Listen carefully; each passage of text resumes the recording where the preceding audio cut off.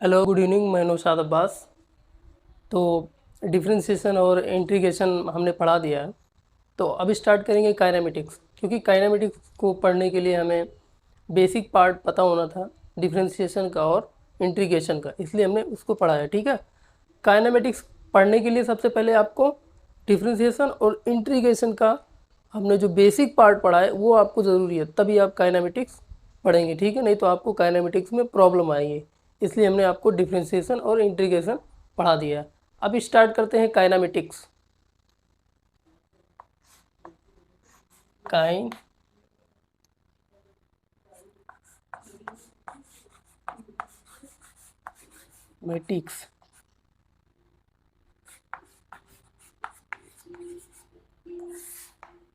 Kinematics ठीक है।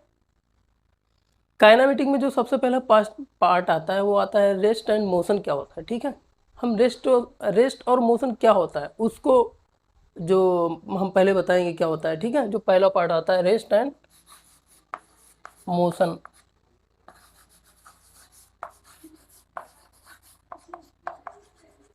Kinematic की शुरुआत यहीं से होती है, रेस्ट एंड मोशन।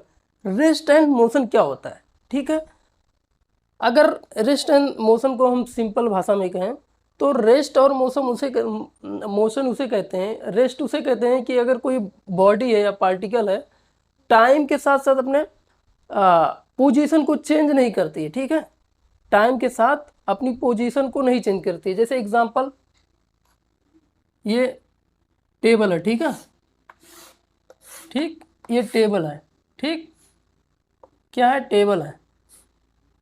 इस पे हमने बुक रखी है, ये बुक रखी हुई। ठीक है, ये क्या है? बुक है, बुक रखी हुई। ठीक है, हम देख रहे हैं कि ये जो बुक है वो अपनी पोजीशन चेंज नहीं कर रही है, टाइम के साथ चेंज नहीं कर रही है, वहीं पे है, जहाँ पे थी वहीं पे है। तो हम क्या कहेंगे? बॉडी, ये बुक जो है रेस्ट पे है। तो जब बॉडी या कोई पार्टिकल, जैसे ये पार्टिकल है, ठीक है, ये पार्टिकल है, ठीक है, ये यहाँ पे एक आदमी है। ठीक है, मान लिया एक आदमी है, यहाँ से इसको देख रहा है ग्राउंड से। अगर ये पार्टिकल अपनी पोजीशन को टाइम के साथ चेंज नहीं करती है, जहाँ पे है वहीं पे है, तो हम क्या बोलेंगे? ये पार्टिकल रेस्ट पे है। ठीक है, अब मोशन क्या होता है? ये तो था रेस्ट। मोशन क्या होता है? मोशन होता है यही पार्टिकल अगर टाइम के साथ, ये पार्टिकल अभी यहाँ था T1 पे, ये पार्टिकल यहाँ पहुँच गया। ये पार्टिकल कहाँ पहुँच गया? यहाँ पहुँच गया T1 टाइम में। तो हम क्या बोलेंगे? टाइम के साथ ये पोजीशन अपना चेंज कर रहा है, तो हम बोलेंगे ये पार्टिकल मोशन में है। ठीक, अगर इसी बुक को अभी हम कहाँ से देख रहे थे? ग्राउंड से। इसी बुक को अगर हम मून से, चंद्रमा से देखें अगर इसी बुक को, ठीक, ये चंद्रमा है, मून है, यहाँ से देखें तो ये जो बुक है ना मूव करती हुई नजर आएगी with respect to time. Time के साथ साथ ये मूव करती हुई नजर आएगी या मोशन करती हुई नजर आएगी, तो हम क्या बोलेंगे? ये बुक मोशन में है। जब हम कहाँ से देखेंगे? चंद्रमा से। ठीक है, कुल मिला के ये हुआ कि पार्टिकल या बॉडी या कुछ और अगर समय के साथ चेंज हो रहे हैं, पोजीशन को अपनी चेंज कर रहे हैं, तो हम बोलेंगे पार्टिकल मोशन में है। ठीक है, अगर पार्टिकल समय के साथ अपनी पोजीशन को चेंज नहीं कर रहा है, ठीक है, तो हम कहेंगे पार्टिकल रेस्ट पे है। ठीक, जैसे हम आर से देखते हैं, कहीं से देखते हैं कार एक पोजीशन से दूसरी पोजीशन मूव कर रही है, या बाइक है एक पोजीशन से दूसरी पोजीशन पे मूव कर रही है विद रिस्पेक्ट टू टाइम, तो हम कहेंगे वो बाइक मोशन कर रही है। अगर वही बाइक वहीं पे खड़ी हो, ठीक है, अपनी पोजीशन को चेंज ना करे, तो हम कहेंगे वो बाइक या कार रेस्ट पे है। ठीक, ये होता है रेस्ट और मोशन। रेस्ट और मोशन को डिफाइन करने के लिए ऑब्जेक्ट और ऑब्जर्वर को मतलब ऑब्जर्वर जरूरी होता है। ऑब्जेक्ट और क्या होता है? ऑब्जर्वर। अगर हम सिर्फ ऑब्जेक्ट बोले तो मोशन डिफाइन नहीं हो सकता। तो मोशन क्या होता है? मोशन की प्रॉपर्टी क्या होती है कि ऑब्जेक्ट और ऑब्जर्वर दोनों चाहिए। बोले तो जैसे ये पार्टिकल था, हमने इसको बोला ये ऑब्जेक्ट, ठीक, और ये क्या है? ऑब्जर्वर है, जो मैं नहीं, ये ऑब्जर्वर है। तब हम इसकी रेस्ट और मोशन को डिफाइन कर सकते हैं। अगर ये ऑब्जर्वर को हटा दे तो हम इसको डिफाइन नहीं कर सकते। कहाँ पे है, कौन बता रहा है ये कि ये ऑब्जेक्ट कहाँ पे है? तो मोशन और रेस्ट को डिफाइन करने के लिए ऑब्जेक्ट और ऑब्जर्वर की ज़रूरत होती है। विदाउट ऑब्जेक्ट और ऑब्जर्वर के अगर ऑब्जेक्ट है और ऑब्जर्वर है तभी हम मोशन और रेस्ट को डिफाइन कर सकते हैं। इसमें से कोई एक नहीं रहेगा तो हम मोशन और रेस्ट को डिफाइन नहीं कर पाएंगे। ठीक, जाहिर सी बात है। इस पार्टिकल की पोजीशन कौन बता रहा है? कोई देख के ही बता रहा है ना, तो वो हो गया ऑब्जर्वर। ठीक है, तो ये इसकी प्रॉपर्टी होती है। अच्छा, ये रेस्ट और मोशन और किन बातों पे मतलब डिपेंड करते हैं? रेस्ट और मोशन, एक होता है फ्रेम ऑफ रेफरेंस। ठीक, रेस्ट और मोशन और किसको रिलेट करते हैं? एक होता है frame of reference, frame of reference.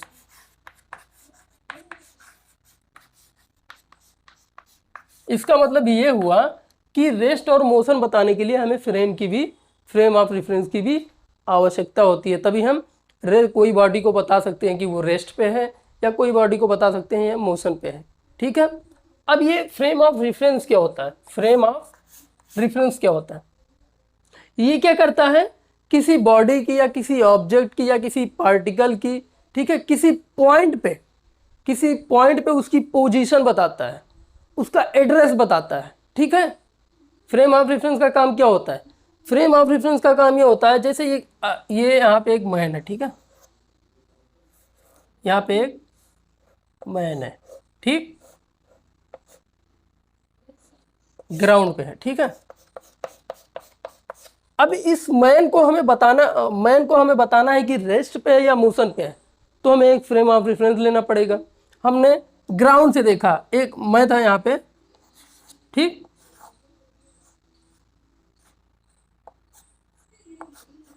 ये मैं हूं, ठीक है, और ये क्या है? ऑब्जेक्ट है। ठीक है, अब हमें इसको बताने के लिए कि ये रेस्ट पे है या मोशन पे है, तो हमें एक फ्रेम ऑफ रेफरेंस लेना पड़ता है। फ्रेम ऑफ रेफरेंस क्या होता है? जहां से हम किसी चीज को ऑब्जर्व करते हैं। हम कहां से ऑब्जर्व कर रहे हैं? अर्थ से। ये अर्थ है, ये क्या है? अर्थ है। तो हमारा फ्रेम ऑफ रेफरेंस क्या हो गया? अर्थ हो गया। जैसे हम ट्रेन में बैठे हुए हैं, ठीक है, ट्रेन में बैठे हुए हैं और बाहर की चीज़ों को देख रहे हैं कि कार चल रही है, प्लेटफॉर्म मूव कर रहा है, या जो भी है, तो हमारा फ्रेम ऑफ रेफरेंस क्या हुआ? ट्रेन हुआ।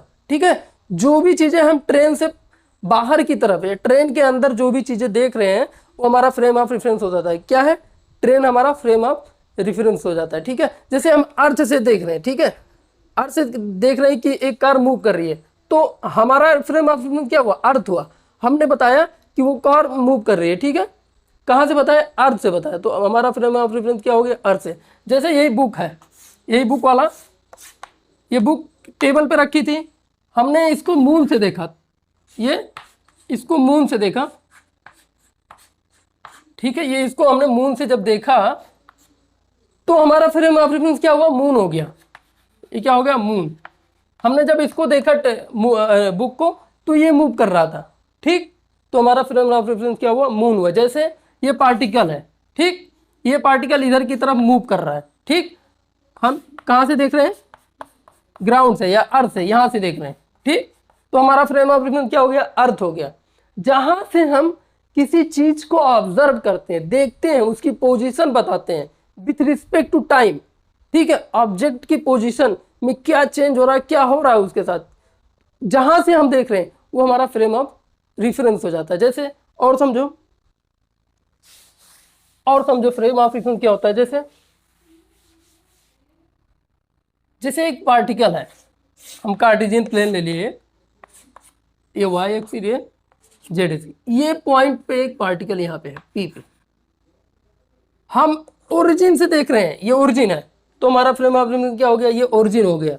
अब यहां से देख के इस पार्टिकल की पोजीशन बताएंगे with respect to time, time के साथ साथ इसमें क्या चेंज हो रहा है, एक्स में क्या चेंज हो रहा है, वाई में क्या चेंज हो रहा है, इसके जेड में क्या चेंज हो रहा है, यहां से देख के। कहां से देख रहे हैं हम? ओरिजिन से, तो ओरिजिन हमारा क्या हो गया? फ्रेम ऑफ रेफरेंस हो गया। ठीक है, ठीक, इतना समझ में आया? जैसे हम ट्रेन में हैं, ट्रेन से किसी चीज़ को ऑब्जर्व कर रहे हैं, बाहर की चीज़ों की, जैसे कोई साइकिल से बाहर जा रहा है तो हम कहाँ से देख रहे हैं? ट्रेन से। तो ट्रेन हमारा क्या हो गया? फ्रेम ऑफ रेफरेंस हो गया। हम अपने ट्रेन से ही देख रहे हैं कि उसकी पोजीशन में क्या चेंज हो रहा है, साइकिल बाहर चला रहा है या कार बाहर मोशन कर रही है, बाइक जा रही है, तो उस टाइम के साथ उसमें क्या चेंजेस हो रहे हैं, ठीक है, एक्स वाई जेड में जो भी, वही होता है हमारा फ्रेम ऑफ रेफरेंस हो जाता है, ठीक। ये होता है फ्रेम ऑफ रेफरेंस, ठीक। अब इसके आगे देखते हैं टर्म्स रिलेटेड टू मोशन। कुछ टर्म्स हैं जो मोशन को रिलेट कर रहे हैं, टर्म्स रिलेटेड टू मोशन, ठीक। टर्म्स रिलेटेड टू मोशन, कुछ टर्म्स हैं, कुछ पैरामीटर्स हैं जो मोशन को डिफाइन करने के लिए हैं, मोशन को डिफाइन करते हैं, ठीक है। इनके बगैर मोशन को हम डिफाइन नहीं कर सकते। इनकी क्या वेलोसिटी है मोशन की, क्या टाइम क्या है, उसका एवरेज स्पीड क्या है, ये सब इसके टर्म्स हैं, ठीक है। तो हम टर्म्स में बताते हैं क्या क्या होते हैं टर्म्स रिलेटेड टू मोशन। पहला होता है पोजीशन, पोजीशन। दूसरा होता है डिस्प्लेसमेंट, डिस्प्लेसमेंट। तीसरा होता है डिस्टेंस। चौथा होता है एवरेज वेलोसिटी, एवरेज वेलोसिटी। इसी में एक आता है, इसी में हम पढ़ा देंगे आपको इंस्टेंटेनियस वेलोसिटी, इंस्टेंटेनियस वेलोसिटी, ठीक।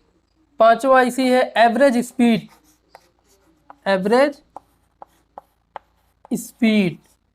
इसी में instantaneous speed,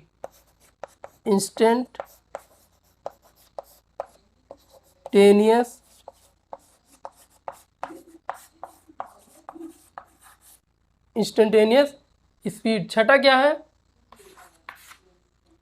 acceleration, average acceleration, average acceleration. इसी में इंस्टेंटेनियस एक्सीलरेशन, इंस्टेंटेनियस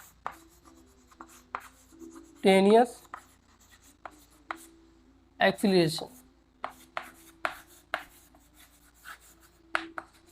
ठीक। ये 6 हैं। और हैं जैसे मोमेंटम हुआ है, काइनेटिक एनर्जी हुआ, मोमेंटम,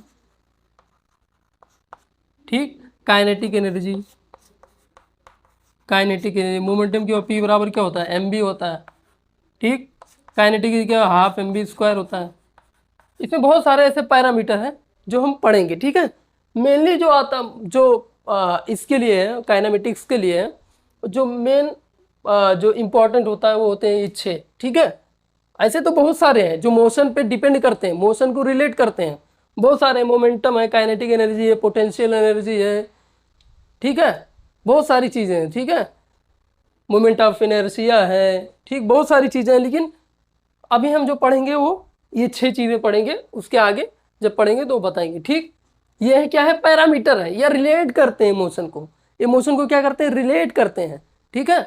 तो हम एक एक करके आपको बताएंगे, ठीक।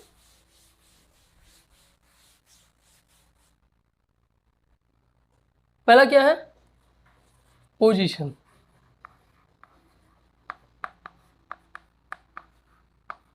पोजीशन, पोजीशन से मतलब है एड्रेस, ठीक है। किसी चीज, किसी पार्टिकल का एड्रेस बताना, कहाँ पे है, किस टाइम कहाँ पे है, ठीक है। एड्रेस, एड्रेस बताने के लिए हमें रास्ता भी पता होना चाहिए, ठीक। तो हम देखेंगे पोजीशन क्या होता है, ठीक है। पोजीशन को कैसे डिफाइन किया जाता है? जैसे ये एक्स वाई जेड प्लेन है, कार्टेशियन प्लेन, ठीक है। अगर पॉइंट पी यहाँ पे है, पी यहाँ पे है, ठीक है। तो अगर हमें इसकी पोजीशन बतानी होगी, तो अगर हमने माना ये यहाँ से चला x दूरी और इधर चला y दूरी, ठीक। इधर की तरफ y दूरी चला, ठीक। तो ये पॉइंट क्या हो गया, अगर पॉइंट को यहाँ पे लिख दें, ये पॉइंट कितना हो गया x कामा y, या इसी को लिख सकते हैं xi plus yj cap, vector form में अगर लिखना हो तो। अब इसको ये पॉइंट को ओरिजिन से मिला देंगे, पॉइंट को क्या करेंगे, ओरिजिन से मिला देंगे, ठीक। ये पॉइंट को ओरिजिन से मिला देंगे, तो ये जो P पॉइंट है ना, और इसको वेक्टर फॉर्म में ऐसा एरो दे देंगे और इसको मान लेंगे R वेक्टर। यही इसकी पोजीशन हो गई, यही इसकी क्या होगी, पोजीशन होगी। ये P पॉइंट की पोजीशन बताता है, ये क्या R वेक्टर इसकी पोजीशन बताएगा। हमने आपको पोजीशन वेक्टर पढ़ाया वेक्टर में, लेकिन यहाँ भी देख लो, ठीक है। हमने क्या किया कि माना x डायरेक्शन में चला इतना, y में चला y, ठीक। तो ये क्या हो गया, x कामा y, इस पॉइंट का कोऑर्डिनेट हो गया, इस पॉइंट का कोऑर्डिनेट किया x कामा y के लिए i cap x i cap plus y j cap, जो भी कहना है वेक्टर फॉर्म में कह लो। तो इसकी अगर हमें पोजीशन बताना तो कैसे बताएंगे, ओरिजिन से इस पॉइंट को मिला देंगे और इसको एरो देंगे ऐसा, और इसको आर वेक्टर। ये आर वेक्टर क्या है, पोजीशन वेक्टर बताता है किसना, ओपी। अगर ये ओरिजिन को मान ले ओपी, तो ये हो गया ओपी, ओपी बराबर आर वेक्टर। ये क्या बताएगा, हमें पोजीशन बताएगा किसकी, पॉइंट पी की, कि पॉइंट पी कहाँ पे है अभी, ठीक है।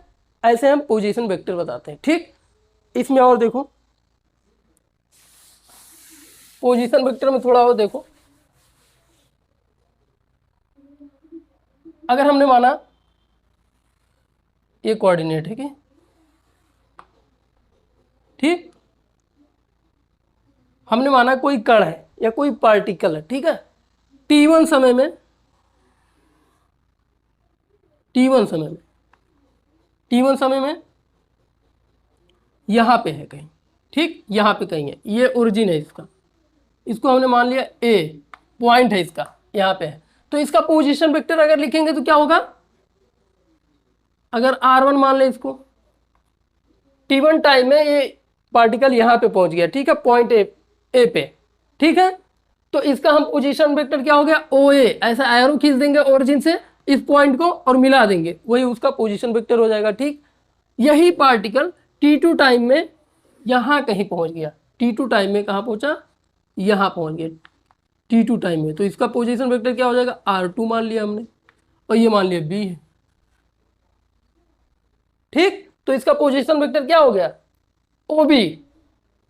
पोजीशन वेक्टर क्या होता है, किसी पॉइंट की कहां पे है अभी, उसकी डायरेक्शन जैसे ओरिजिन से ले लेते हैं और उस पॉइंट से मिला देते हैं, ठीक है, तो हो जाता है पोजीशन वेक्टर, ठीक।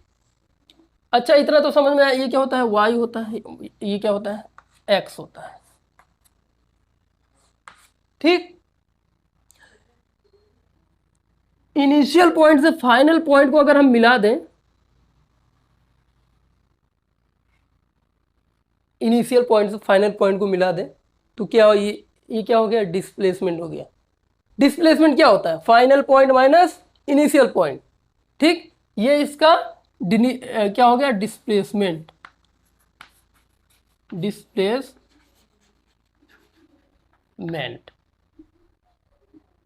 ये तो इसका पोजीशन था, OA और OB इसका पोजीशन था, ठीक।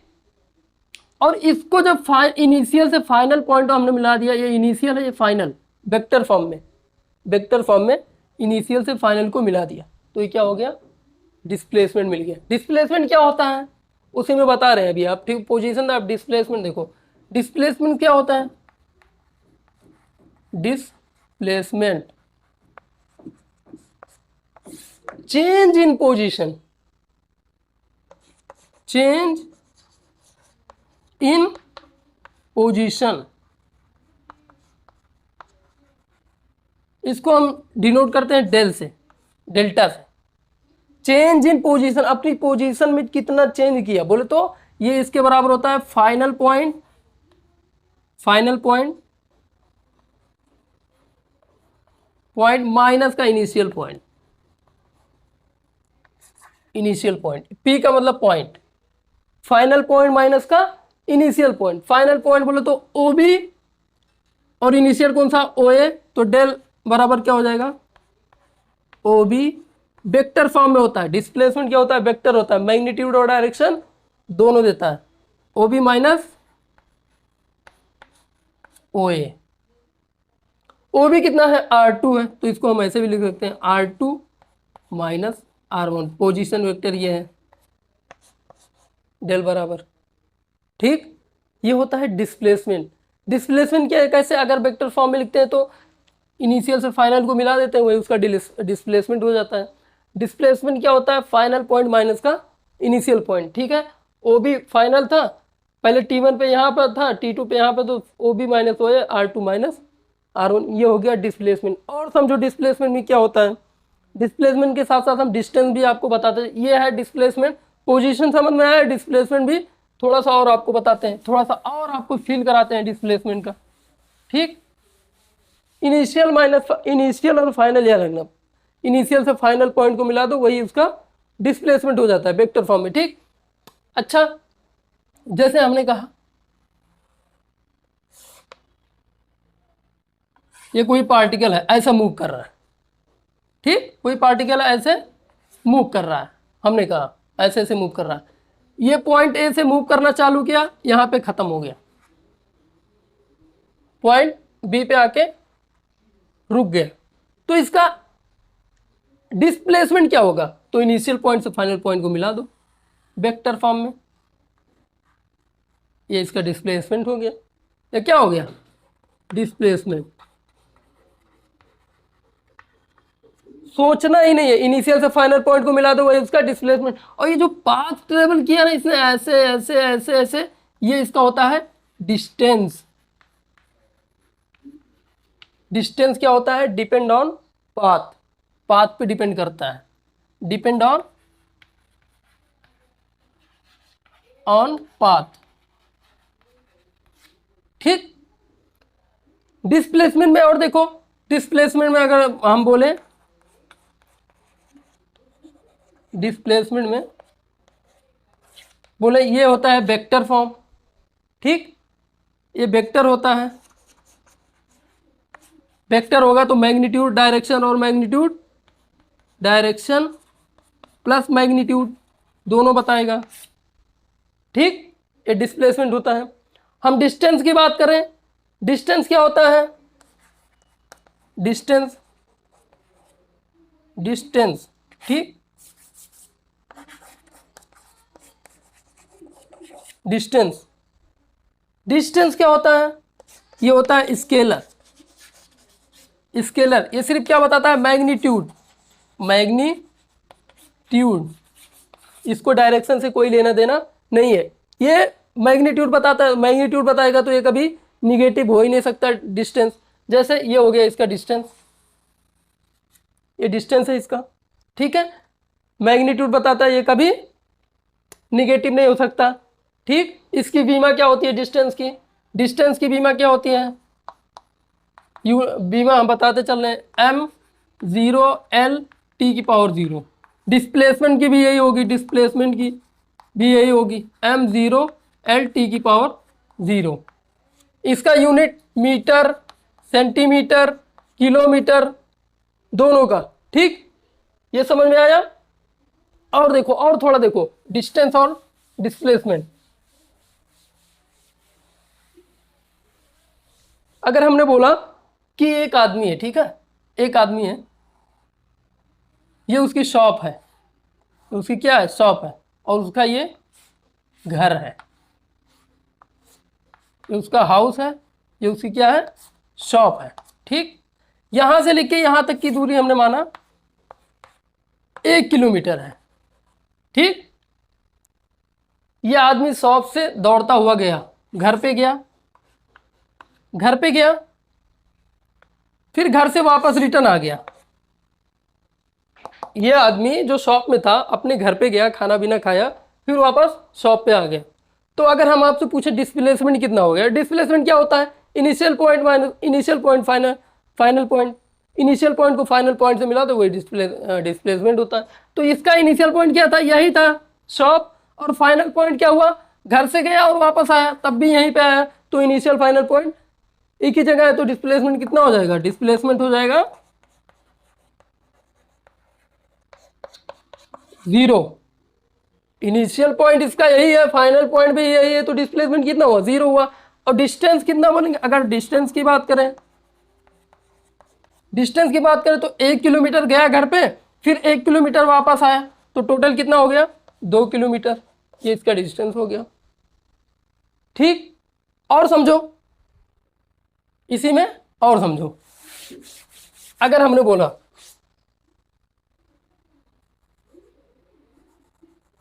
ठीक, अगर हमने बोला एक लड़की है, ठीक है, एक लड़की है,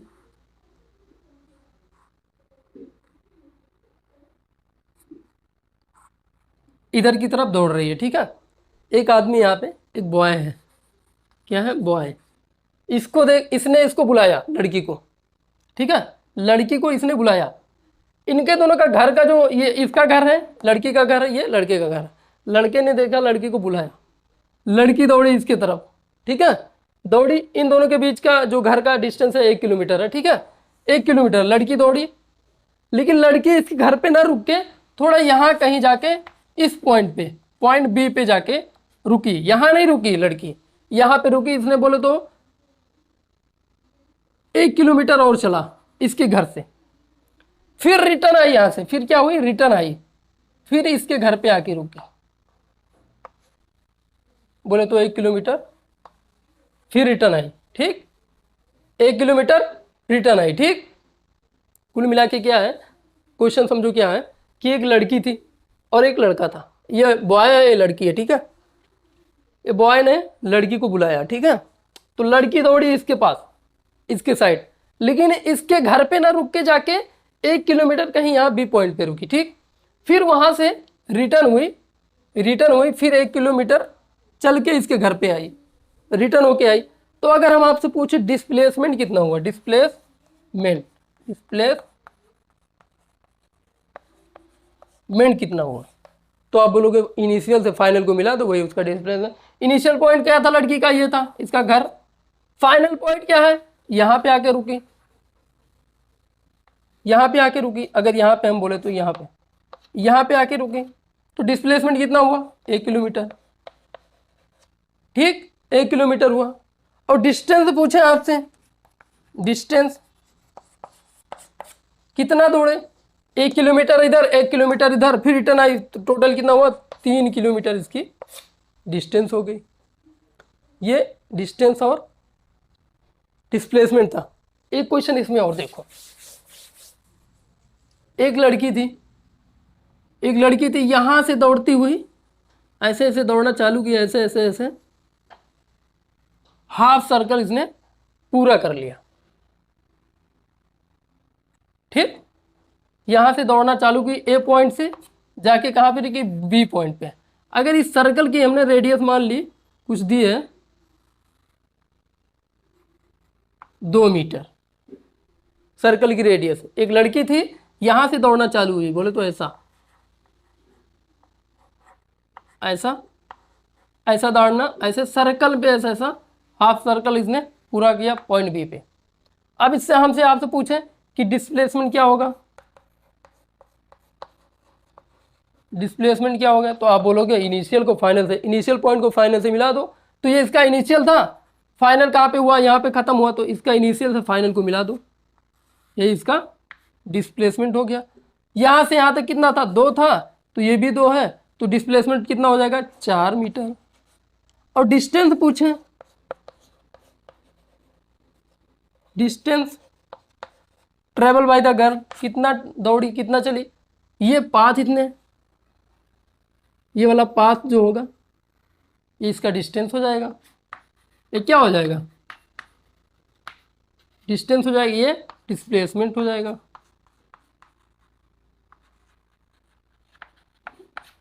इसका डिस्प्लेसमेंट हो, तो डिस्टेंस क्या होगा, ये पाई आर, सरकमफ्रेंस इसका सर पाई आर, टोटल पूरे सर्कल का 2 पाई आर होता है, तो इसका कितना हुआ, पाई आर, तो पाई आर इसने दौड़ा, पाई आर, आर की वैल्यू दी है 2, तो 2 पाई इसकी टोटल डिस्टेंस हो गई। अच्छा इसी सर्कल में, ये इतना समझ में आया, इसी सर्कल में अगर हमने बोला कि ये लड़की दौड़ती दौड़ती, इसका फाइनल पॉइंट यहां पे ना होता, इसका फाइनल पॉइंट यहां पे ना होता, लड़की यहां से दौड़ना चालू करती और एक सर्कल पूरा कर लेती, यहां से दौड़ना चालू की और पूरा सर्कल इसने ऐसे दौड़ना चालू किया, ऐसे दौड़ना चालू किया ऐसा, और फिर यहां यहीं पे आके रुकी, इसकी रेडियस 2 ही है। तो अब इसका डिस्प्लेसमेंट क्या होगा, इसका डिस्प्लेसमेंट क्या होगा, इसका डिस्प्लेसमेंट आप बोलोगे इनिशियल से फाइनल को मिला दो, इनिशियल से फाइनल पॉइंट को मिला दो, वही इसका डिस्प्लेसमेंट। तो इनिशियल पॉइंट भी इसका यही है, फाइनल भी यही है, क्योंकि यहीं पे आगे रुकी है तो फाइनल भी इसका यही है, तो 0 हो जाएगा इसका डिस्प्लेसमेंट। डिस्टेंस कितना हो जाएगा, डिस्टेंस 2 पाई r, तो r की वैल्यू दी है 2, तो 4 पाई हो जाएगा, ये इसकी डिस्टेंस हो जाएगी, और ये इनिशियल और फाइनल पॉइंट एक ही जगह, इसलिए इसके डिस्प्लेसमेंट 0 हो जाएगा। तो आपको ये डिस्टेंस और डिस्प्लेसमेंट समझ में मुझे लग रहा होगा कि आ गया होगा, ठीक है। अब इसके आगे बढ़ते हैं, अब हम बोलते हैं एवरेज। देखते हैं एवरेज वेलोसिटी क्या होता है, ठीक है। एवरेज वेलोसिटी क्या होता है पढ़ते हैं, ठीक। ये हो गया हमने पढ़ा पोजीशन, डिस्प्लेसमेंट, डिस्टेंस। अब पढ़ते हैं चौथा number, average velocity. Average velocity, ठीक। एवरेज वेलोसिटी क्या होता है, एवरेज वेलोसिटी क्या होता है, तो आप बोलोगे टोटल डिस्प्लेसमेंट,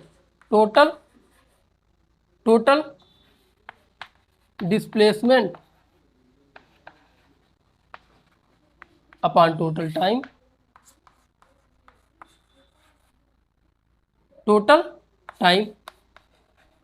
एवरेज वेलोसिटी की बात कर रहे हैं, ये वेक्टर फॉर्म में होता है, तो ये वेक्टर फॉर्म, अगर हम इसको b से डिनोट करें तो ये ऐसा हो जाएगा del x upon del t, ठीक, del x upon del t। बोले तो डिस्प्लेसमेंट की डायरेक्शन जिधर होगी उधर ही डायरेक्शन में वेलोसिटी की होगी। ये क्या है, एवरेज वेलोसिटी, एवरेज वेलोसिटी, ठीक, ये होता है एवरेज वेलोसिटी, ठीक। एवरेज वेलोसिटी में क्या होता है कि डिस्प्लेसमेंट की डायरेक्शन जिधर होगी उधर ही एवरेज वेलोसिटी की डायरेक्शन होगी, ठीक, ठीक है। ये वेक्टर फॉर्म में होता है, तो वेक्टर फॉर्म में है तो ये मैग्नीट्यूड और डायरेक्शन दोनों बताएगा। इसकी यूनिट के डायमेंशन क्या होता है, एवरेज वेलोसिटी का डायमेंशन देख लो, डायमेंशन LT-1 होता है। यूनिट क्या होती है, मीटर प्रति सेकंड होती है, और सेंटीमीटर प्रति सेकंड होती है, या मिनट होता है, और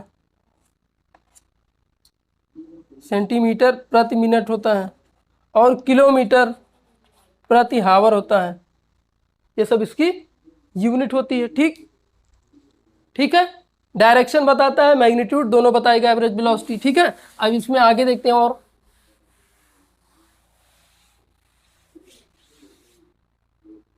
एवरेज वेलोसिटी का मतलब क्या हुआ, एवरेज वेलोसिटी, एवरेज वेलोसिटी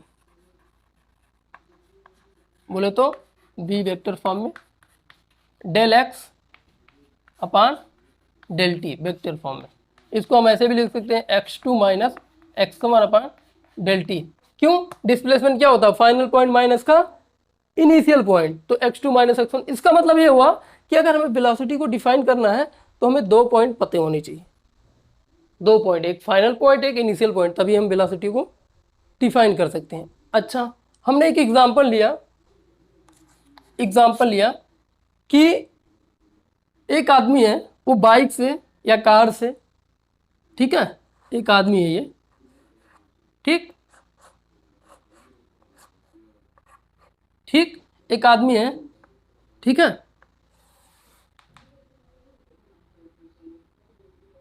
एक आदमी है, ठीक, ये लखनऊ है, ठीक है, ये क्या है, लखनऊ है, ये क्या है, मुंबई है, समझो आप क्या मैं कहना चाहता हूँ।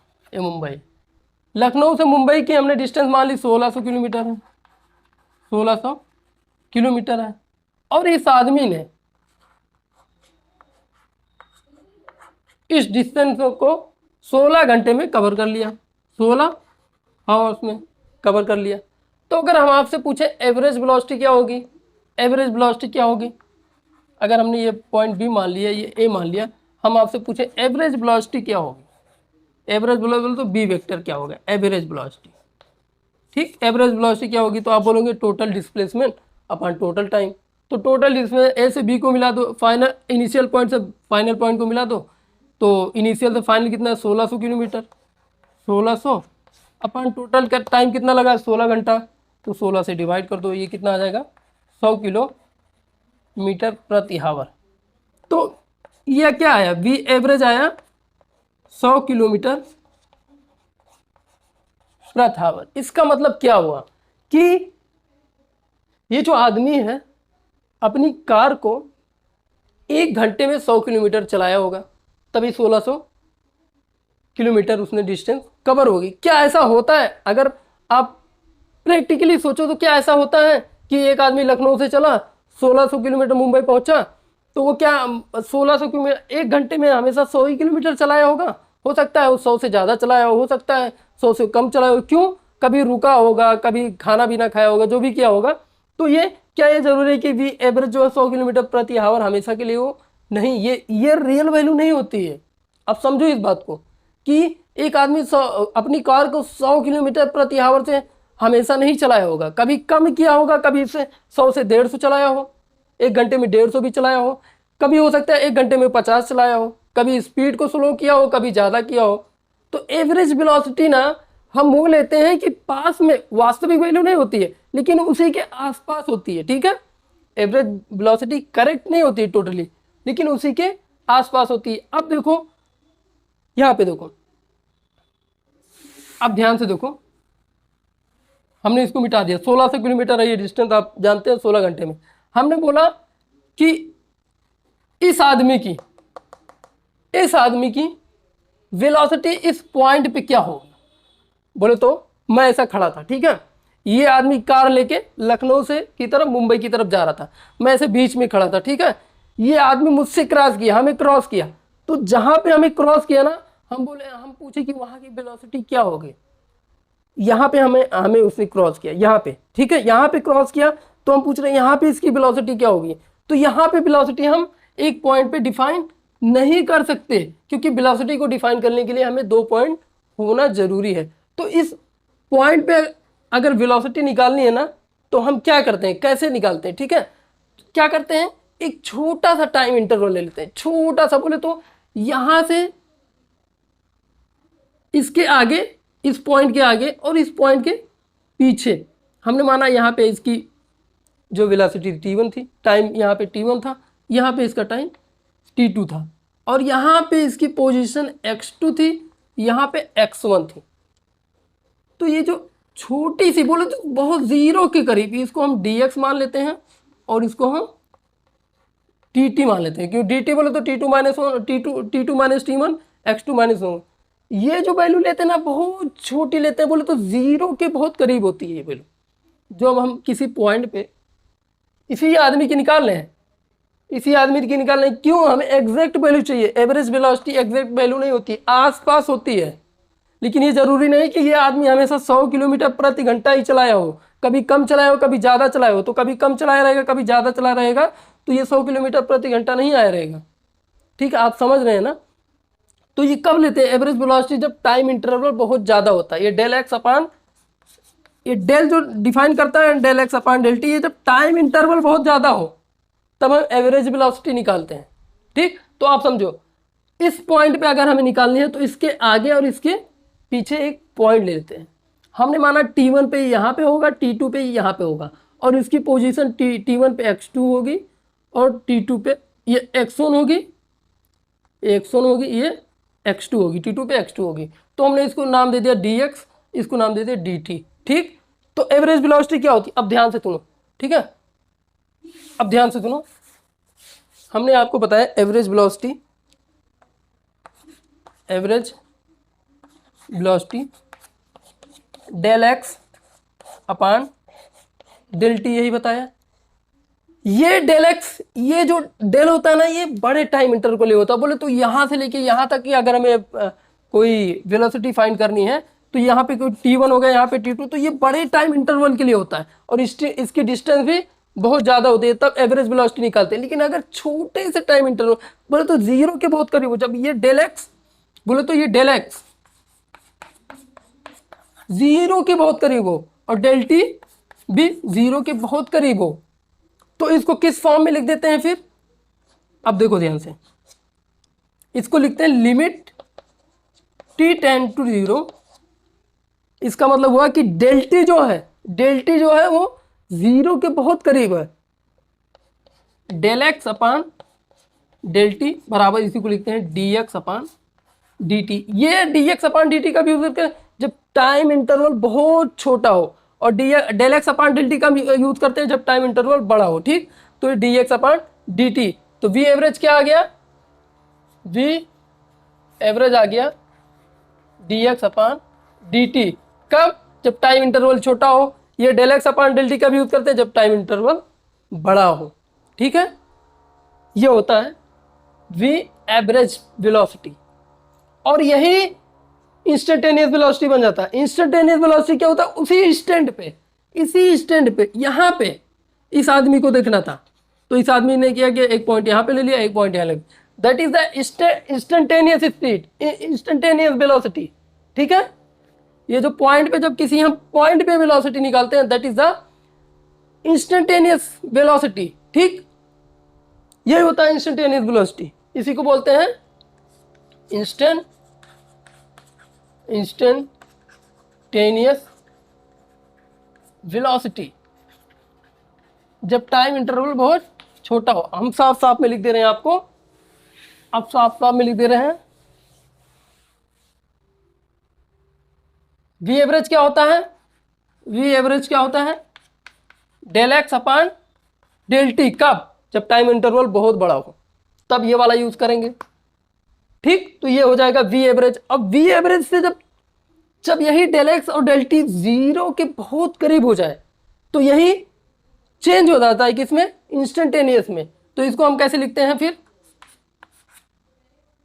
Limit tends to zero del x upon del t equal to हो जाता है d x upon D T.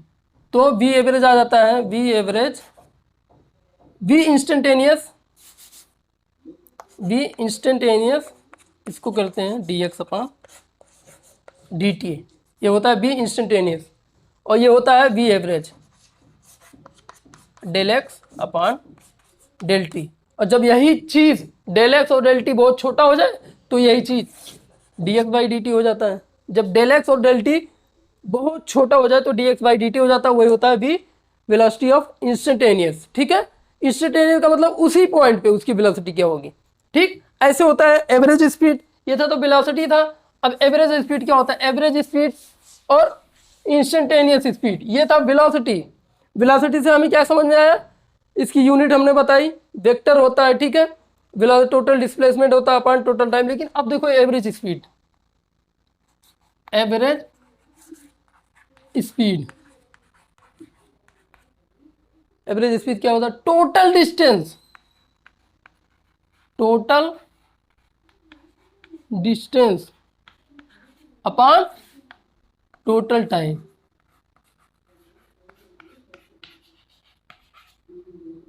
Total distance upon total time, ये होता है एवरेज स्पीड।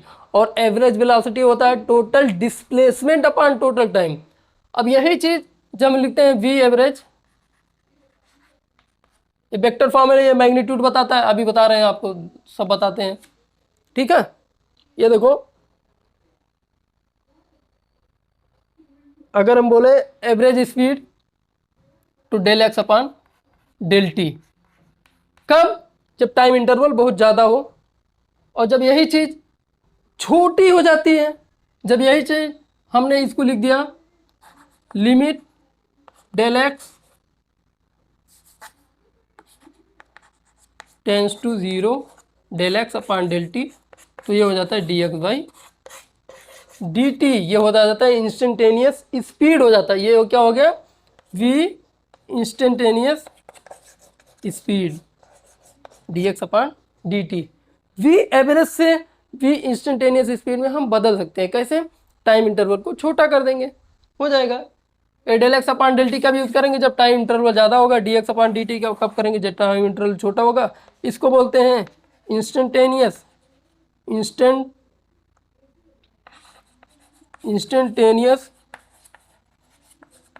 स्पीड,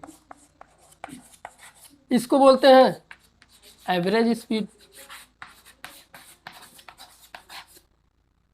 ये होता है एवरेज स्पीड।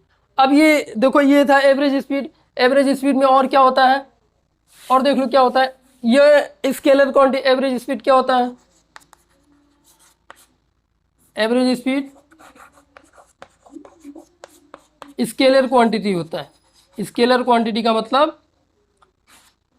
स्केलर क्वांटिटी सिर्फ मैग्नीट्यूड बताएगा, ओनली मैग्नीट्यूड। और ये हमेशा पॉजिटिव होता है, निगेटिव नहीं होता। क्यों, एवरेज स्पीड क्या होता है, वी एवरेज स्पीड क्या होता है, टोटल डिस्टेंस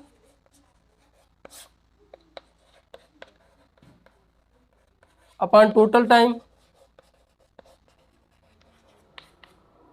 डिस्टेंस हमेशा क्या होता है, पॉजिटिव होता है, टाइम भी हमेशा पॉजिटिव होता है, इसीलिए ये स्पीड एवरेज स्पीड भी पॉजिटिव आती है।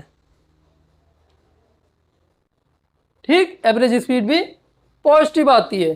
ठीक है, एवरेज स्पीड के जो है मैग्नीट्यूड जो होता है, ये सब आगे है।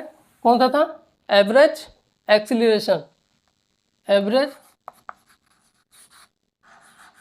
एक्सीलरेशन।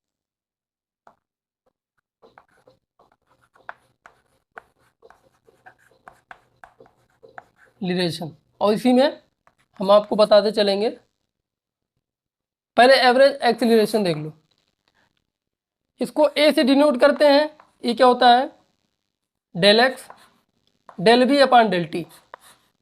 ठीक, ये वेक्टर फॉर्म में होता है, इसकी डायरेक्शन वही होगी जो वेलोसिटी की डायरेक्शन होगी। ठीक ठीक है, और इसमें क्या होता है, इसका यूनिट जो होता है, यूनिट अगर आप देखना चाहें इसका, तो मीटर प्रति सेकंड स्क्वायर होता है। ठीक, किलोमीटर प्रति सेकंड, किलोमीटर प्रति हावर स्क्वायर हो जाएगा। ठीक, इसका डायमेंशन देखेंगे तो LT-2 हो जाएगा इसका डायमेंशन बीमा।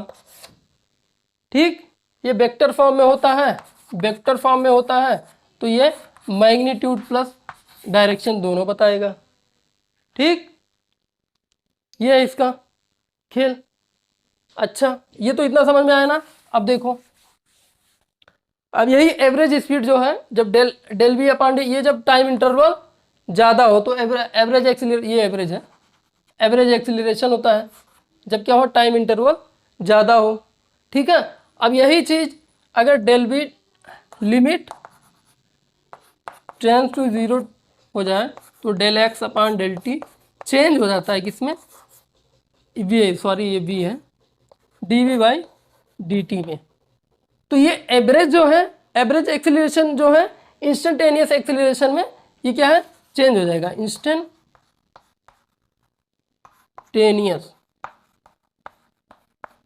एक्सीलरेशन में चेंज हो जाएगा। कब, जब टाइम इंटरवल बहुत छोटा हो जाए, जब ये इसका टाइम इंटरवल, एवरेज एक्सीलरेशन का टाइम इंटरवल बहुत छोटा हो जाए, तो यही चेंज हो जाता है d we by t t. अच्छा, इसको हम और कैसे, तो ये क्या हो गया, ए बराबर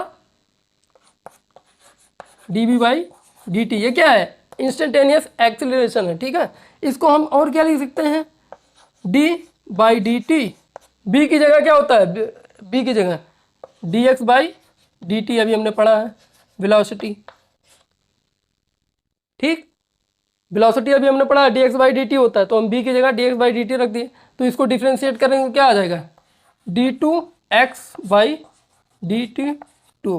तो इसको हम ऐसे भी लिख सकते हैं, d two x d two d T two. इसको ऐसे भी लिख सकते हैं, ठीक, ये हो सकता है, कुछ नहीं था। एवरेज एक्सीलरेशन जो था वो होता है del v upon del t. और जब इसी का टाइम इंटरवल हमें बहुत छोटा कर दिया, बोल तो डेल टी जो था वो 0 के बहुत करीब था, तब क्या हो गया ये d we by D t, that is the instantaneous acceleration हो गया, ठीक। तो क्या हो गया, ए बराबर क्या आ गया, D we by D T आ गया। अब D upon D T, B की जगह हम D x by D T क्यू, बी बराबर क्या होता है वेलोसिटी बराबर D x upon D T, तो D x upon D T रख दिया, इसको डिफ्रेंशिएट कर दिया टी के रिस्पेक्ट में, तो D two X upon D T two आ गया। इसको हम ऐसे भी लिख सकते हैं, ठीक। तो ये था, ठीक है। इसमें और बहुत सारे होते हैं, मोमेंटम होता है और एक्सीलरेशन होता है, अरे वो क्या काइनेटिक एनर्जी होता है, पोटेंशियल एनर्जी होता है, मोमेंट ऑफ इनर्शिया, जो मोशन को रिलेट करते हैं, ठीक है, ठीक है। तो वो बताएंगे जब काम लगेगा तो बताएंगे, अभी इतनी की ही ज़रूरत है काइनेमेटिक्स में। तो अब इससे हम न्यूमेरिकल करेंगे, एवरेज स्पीड पे और एवरेज वेलोसिटी पे हम न्यूमेरिकल करके दिखाएंगे आपको, ठीक है। उसके आगे फिर 1 डायमेंशनल पढ़ेंगे, 1D पढ़ेंगे, फिर 2D पढ़ेंगे, ठीक, ठीक है। तो पहले इस पर हम न्यूमेरिकल करेंगे, न्यूमेरिकल कैसे आता है वो हम आपको करके दिखाते हैं।